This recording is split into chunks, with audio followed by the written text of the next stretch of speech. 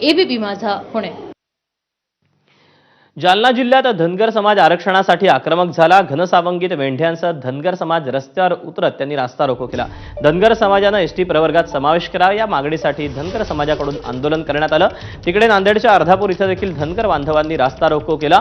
दीपक बोराडे यांच्या आमरण उपोषणाला पाठिंबा देत धनगर समाज रस्त्यावर उतरला।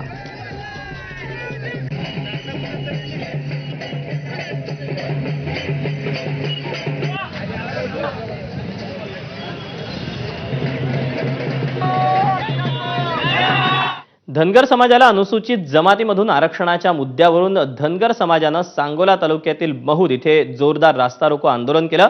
परमेश्वर कोळेकर यांच्या नेतृत्वात हे आंदोलन पार पडलं। जालन्यामध्ये दीपक बोराडे यांचं धनगर आरक्षणासाठी गेल्या 14 दिवसापासून उपोषण सुरू आहे। याच उपोषणाला पाठिंबा म्हणून सांगोल्यात धनगर समाजाच्या वतीनं रास्ता रोको करण्यात आला।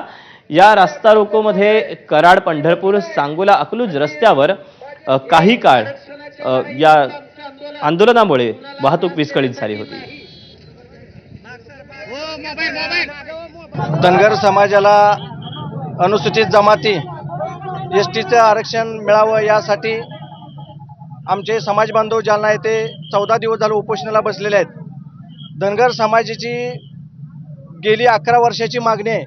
त्या काळचे भारतीय जनता पार्टीचे प्रदेशाध्यक्ष देवेंद्र फडणवीस साहेब ज्यावेळेस बारामतीत आले होते त्या ठिकाणचं मी एक उपोषण करताय त्यावेळेस आम्हाला उपोषण सोडताना सांगितलं की माझा अभ्यास झालाय, मला कसं आरक्षण देता येतंय। मी स्वतः वकील आहे, मी अभ्यास करून आलोय, त्यामुळं मी पहिल्या माझी सत्ता आल्यावर माझ्या हातात सत्ता द्या, मी पहिल्या कॅबिनेटमध्ये आरक्षण देतो। दसरा मेळाव्याच्या तोंडावर मनोज जरांगे रुग्णालयात दाखल झाले।